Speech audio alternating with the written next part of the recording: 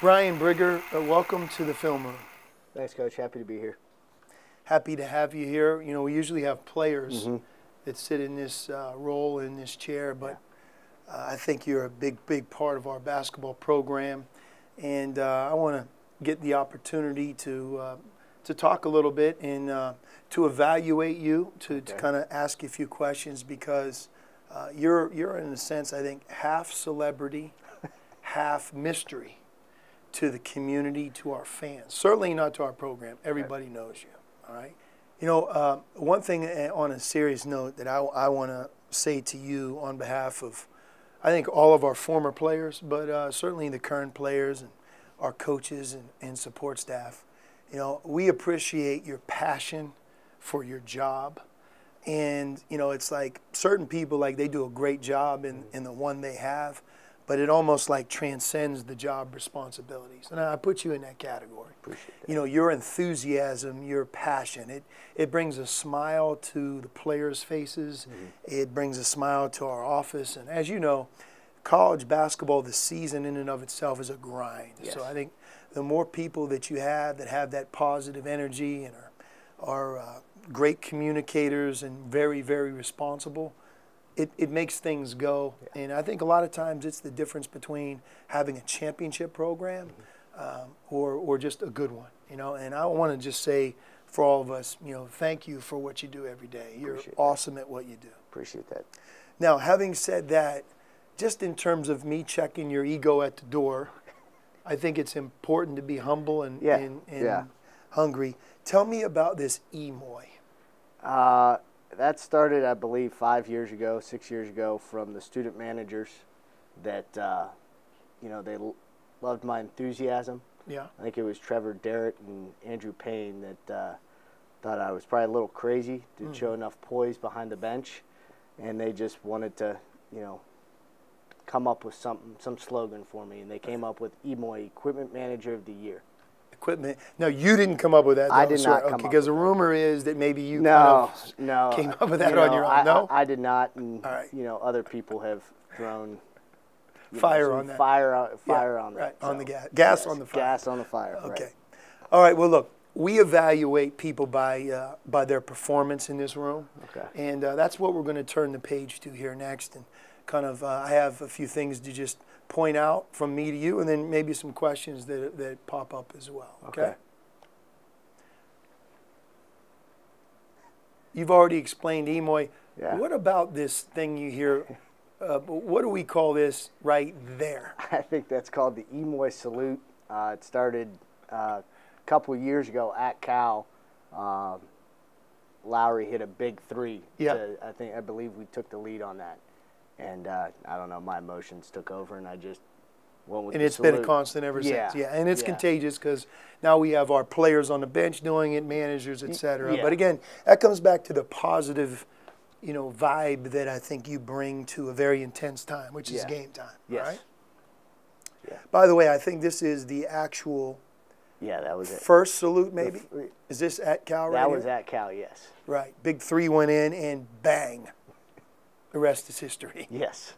For our fans, when we travel, what would you say takes place between the plane landing and everybody being on the bus and the bus heading out? We have to unload the plane with all the bags, throw it on the bus, and take care of that as quickly as possible. And would you say you're the leader of that? Half leader, yeah. You know, the managers help a big part of that. Right. So. And again, the managers, like yourself, they don't get nearly enough credit. No, I mean, you know this being a former manager.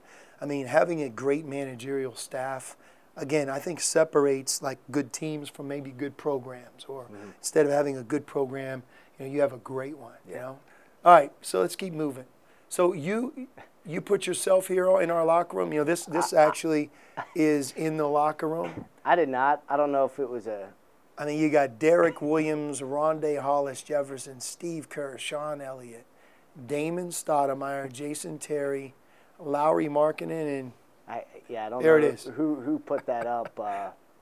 Okay, so we give gold standard out, and especially here in this film room, and we've done it with quite a few of our players this year, right? I want to point out a couple maybe extra things here that we appreciate. You know, the pluses here on the screen, Briggs, that means you did something well. Okay. If you see a negative, that's something we're going to try to improve, okay? So I see you right here eyeing potentially a loose ball. Yes.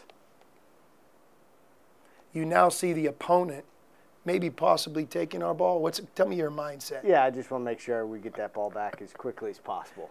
Okay. Did you at all think about maybe having to dive or be first to the floor, or you feel like you were going to be able to run out there without diving? I felt I could get out there without diving, but if I had to, I would have. No doubt. So let's take a look. Here it is. Good. Great.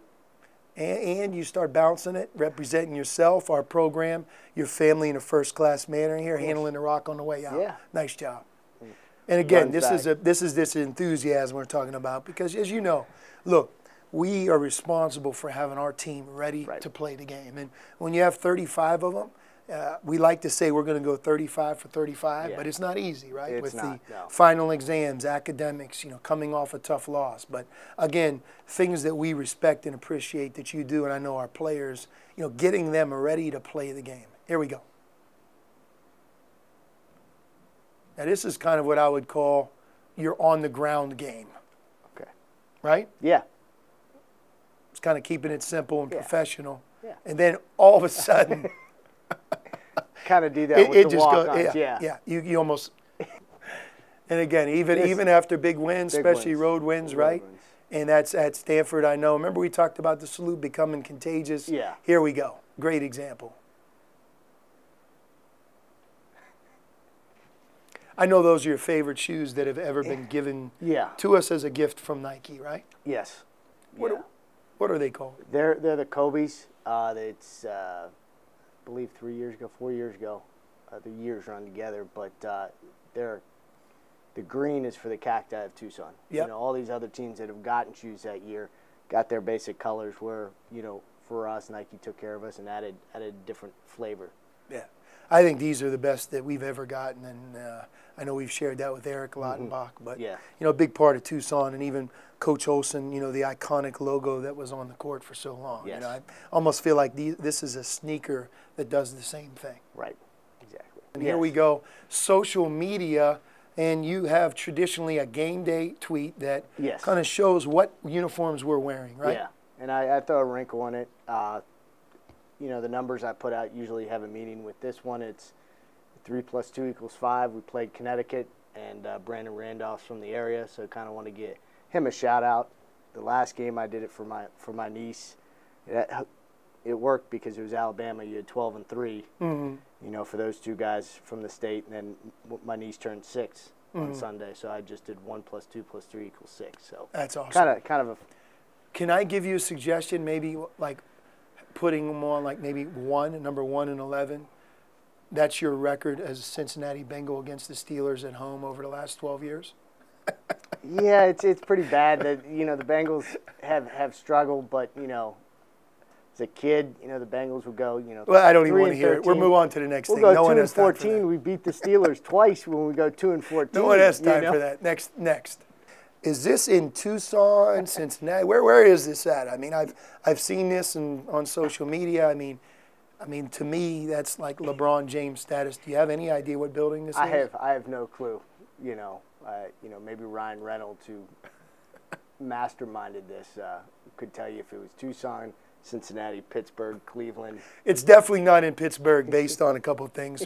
We're going to put this in. I'm going to put this maybe in the great state of Ohio. Okay. All right? Okay. Briggs, on a serious note, like I began here, from the bottom of my heart, as the leader of this program, you know, you are a fixture here. You are somebody who makes us tick. We couldn't be successful without you. Any player, whether they're here now, they've been here over the last 7 years, all feel the same way, and every staff member. So do an awesome job, and let's keep going, all right? Appreciate being here, and, you know, as you say, know your role and do it well, and that's kind of what I go off of. Yep, 1 and 11. Don't forget that. I won't. Thanks, Coach.